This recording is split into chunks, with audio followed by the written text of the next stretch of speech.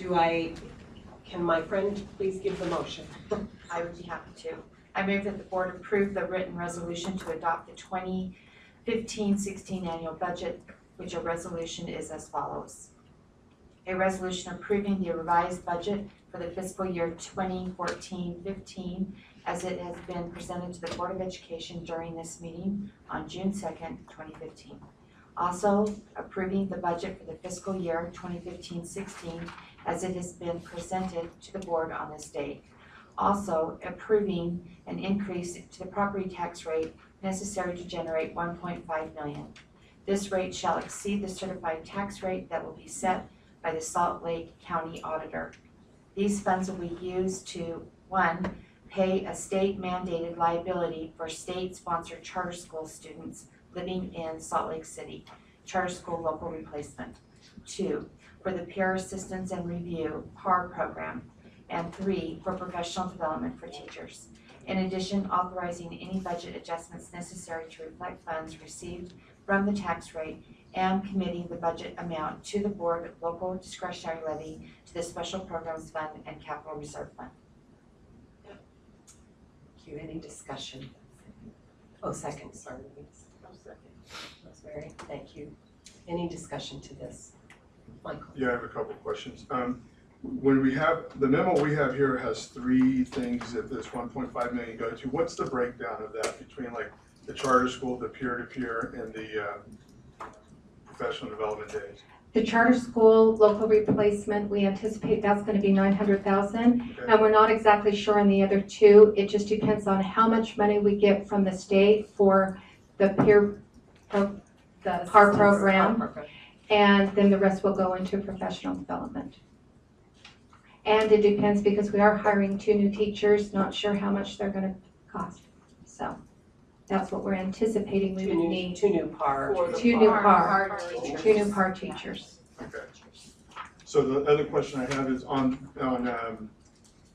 March 17th, we got this document that was titled Public Education Charter School Local Replacement Formula.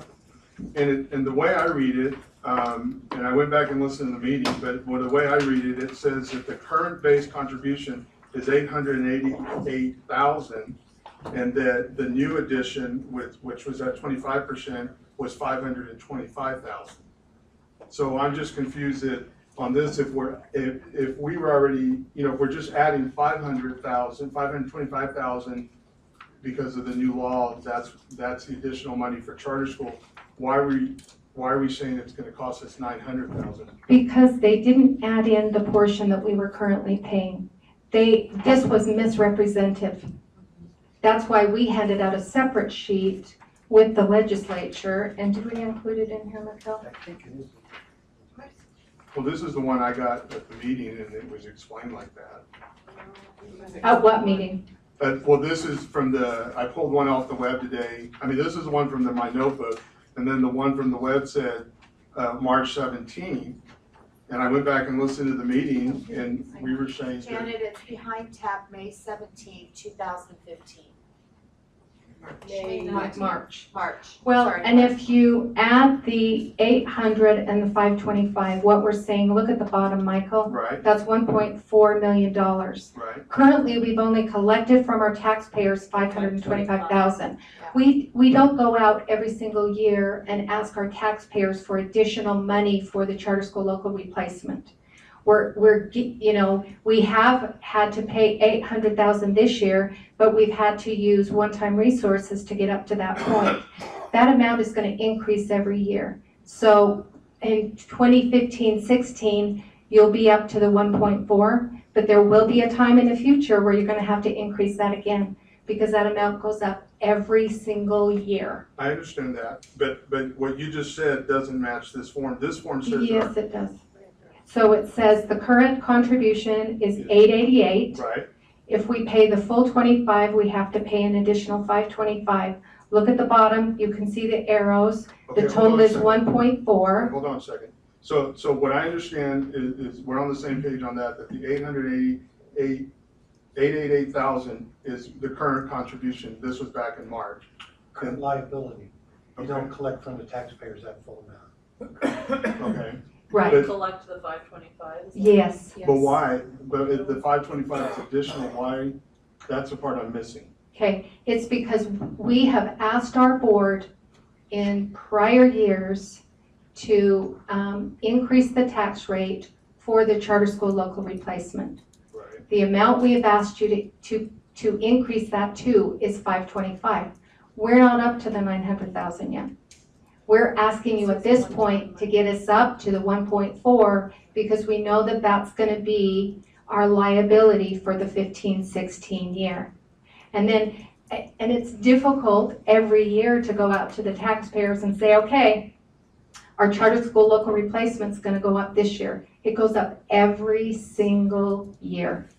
So, you know, we might ask you in 2 years to go through this again.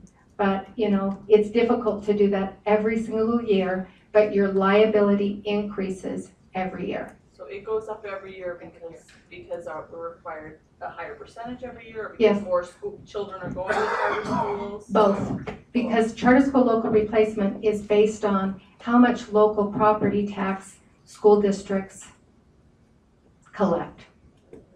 And so, because school districts are increasing their taxes, assessed values going up, that amount's gonna go up. In addition, more students are going into charter schools. So this is an increase that's gonna continue to increase. But as we pay that 25% of the, are we paying, that 25% is the WPU of that student?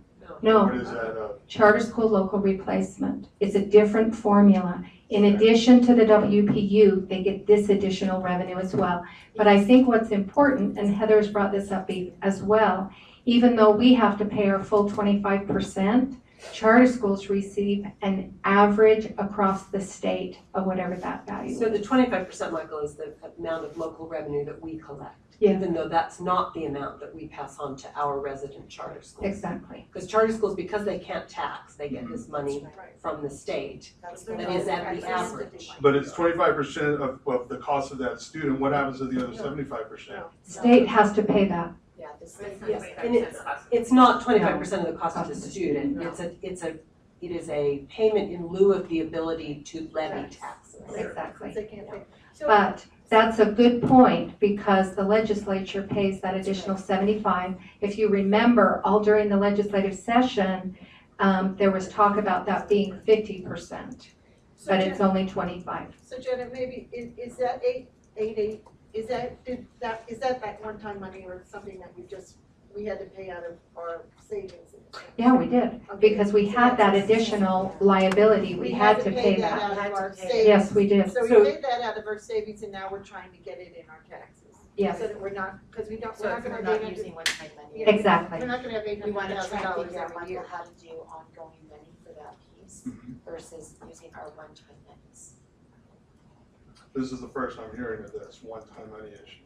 Well, No, I think we've talked about it quite a bit. Yeah. I'm not sure how this, I'm not sure what the disconnect is, but we can certainly, I mean, part of the reason for allowing board members to make appointments with Janet and go through the budget is to clear up issues like that before it comes to this, but it's fine to talk about. Mhm. Yeah. Absolutely. Okay. Any other questions, concerns, anything you want to say about the budget? I would just say one thing, and that is that I'm very much in support of this budget. There's a part of me that wants to raise taxes more because I think there are additional program needs that we have. And so I think as someone who has fiscal responsibility for the district funds, it makes me want to refocus our energies on making certain that we're spending the money in the best possible way for all the students. And I'm not opposed to coming back next year and asking for more if we can't get what our kids need. I completely agree, Heather. Ready to vote then on this resolution? All those in favor? Aye. Any opposed? I'm opposed. Do we need to, is that enough? that's enough. I just want to remind you that we'll have our truth and taxation hearing in August. Do you know what date it is yet, Jenna? It will be confirmed in June. We're anticipating August 4th. Wonderful, thank you very much for that important piece of our agenda. I think next, I'm sorry, I have the old one.